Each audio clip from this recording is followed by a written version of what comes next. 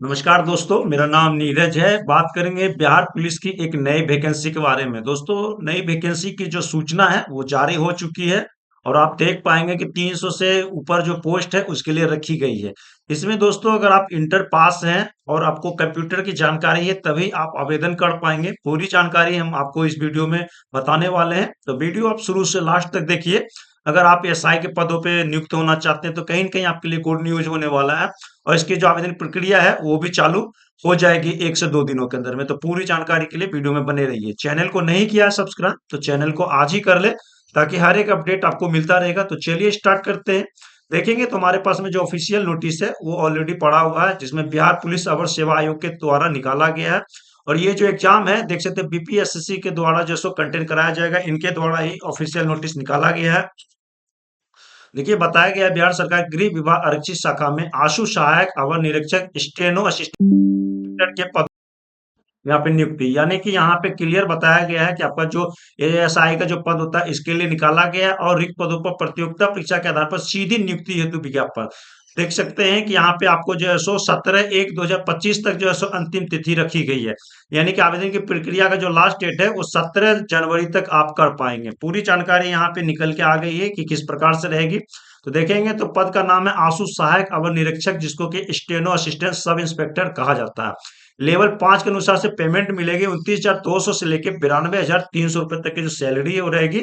और रिक्त पदों की बात कर ले तो 305 पद जो है वो निकाली गई है। यानी कि 305 पदों पे जो है वैकेंसी वो आपकी यहाँ पे होने वाली है। यहाँ पे देखेंगे तो और भी जानकारियां दी गई है, जिसमें कि आपको जो है सो समझना बेहद ही जरूरी है। यहाँ पे बताया गया है कि 1/2024 से यहाँ जारी किया जा रहा है ऑनलाइन आवेदन पत्र भरने की जो प्रक्रिया है 17/12/2024 से प्रारंभ होगी। यानी कि 17 दिसंबर से आप लोग ऑनलाइन आवेदन कर पाएंगे। और आपका जो है सो 17 जनवरी से सभी कैंडिडेट को जो है ऑनलाइन आवेदन करना है, जो भी इसके इच्छुक पात्र हैं, और सभी यहाँ पे ऑनलाइन करेंगे। ठीक है, यहाँ पे और भी जानकारी दी गई है। आएंगे नीचे, नीचे आ जाने के बाद में आप पढ़ सकते हैं। नीचे देख सकते हैं कि यहाँ पे बहुत सारी जानकारियां दी गई है। देखेंगे तो पात्रता किस प्रकार से आवेदन भरने की जो पात्रता है वो भारतीय नागरिक होना चाहिए, चाहे महिला हो या पुरुष हो, सभी आवेदन करेंगे। और अभ्यर्थियों की जो शैक्षणिक योग्यता है 1/8/2024 तक न्यूनतम शैक्षणिक योग्यता इंटरमीडिएट होनी चाहिए। यानी कि आपका 1/8/2024 के अंदर में इंटर पास होना चाहिए, तभी आप आवेदन कर पाएंगे। इस चीज को ध्यान रखिएगा। इसके अंदर में जो भी आते हैं वही करेंगे, इसके बाद में जो भी रहेंगे नहीं कर पाएंगे। ठीक है, तो इस चीज को आप ध्यान रखिएगा। और यहाँ पे एक चीज और जान लीजिए कि इसके अतिरिक्त जो अभ्यर्थी है 1/8/2024 तक कंप्यूटर संचालन में सरकार से मान्यता प्राप्त संस्थान से डिप्लोमा प्रमाण पत्र धारक अनिवार्य होगा। यानी कि अगर आपने एडीसीए किया है या फिर आप डिप्लोमा किए हुए तभी आप इसके लिए एलिजिबल रहिएगा। इस चीज को ध्यान रखिएगा।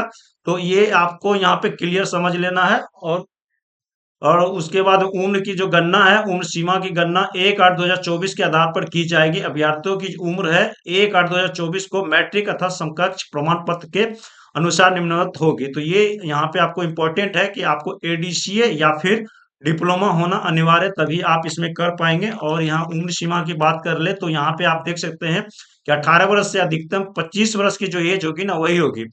पिछड़ा और अति पिछड़ा वर्ग के जो पुरुष होंगे उनको यहाँ पे दिया गया 27 वर्ष तक। पिछड़ा वर्ग कोटि जो अत्यंत पिछड़ा वर्ग कोटि महिला होंगे न्यूनतम यहाँ पर 18 से 28 है। और अनुसूचित जाति अनुसूचित जनजाति जो होंगे 18 से 30 वर्ष है। तो इस तरह से यहाँ पर इलेक्शन दिया गया है। और जो सरकारी सेवा में यहाँ पे होंगे उसको 5 वर्ष की यहाँ पे छूट दी गई है। ये ध्यान रखिएगा, जो भी भूतपूर्व सैनिक वगैरह होंगे उन सबको यहाँ पे दिया गया है इस तरह से। और दिव्यांगत जो होंगे उनको 10 वर्षों की छूट है। तो यहाँ पे फाइनली तौर पे आपको इसमें इंक्लूड कर देना है। और नियुक्ति की जो प्रक्रिया होगी देख सकते हैं कि आपका यहाँ पे नियुक्ति की प्रक्रिया सारा कुछ मेंशन किया गया है। अब पहला जो है देख सकते हैं कि किस प्रकार से यहाँ पे आपका एग्जाम होगा। तो यहाँ पे देख सकते हैं कि लिखित जो परीक्षा है वो होगी।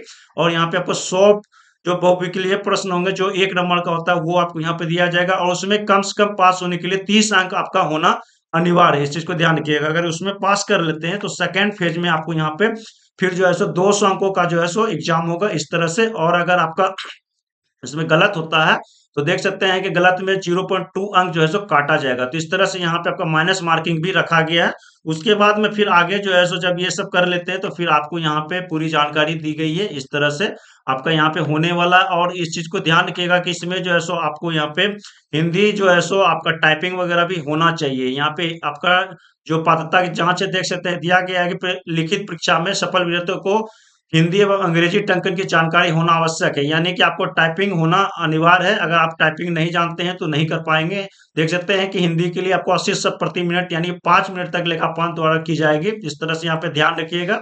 और यहाँ पे आपको टंकन की जांच वगैरह भी यहाँ पे दिया गया है, तो ये सब आपको मेंशन किया गया है। पीडीएफ आपको डिस्क्रिप्शन में मिलेगा, जहां से कि आप इसको डाउनलोड कर सकते हैं और पूरी जानकारी पढ़ सकते हैं, समझ सकते हैं। तो इस तरह से यहाँ पे पूरी जानकारी आपको दे दिया गया है, और 14 पेजों का पीडीएफ है, इसको डाउनलोड कर लीजिएगा। देख सकते हैं पेपर में भी आपकी जो नोटिस निकाली गई है, तो आप पेपर नोटिस भी चाहेंगे तो डाउनलोड कर सकते हैं। तो ऑलमोस्ट यहाँ पे हमने आपको पूरी जानकारी प्रोवाइड कर दिया है। आशा करते हैं कि वीडियो आपको पसंद आया होगा। वीडियो को अधिक से अधिक शेयर कर दें, और चैनल पे पहली बार विजिट कर रहे हैं तो चैनल को जरूर सब्सक्राइब करें, ताकि हर एक अपडेट आपको मिलता रहेगा। Thank you.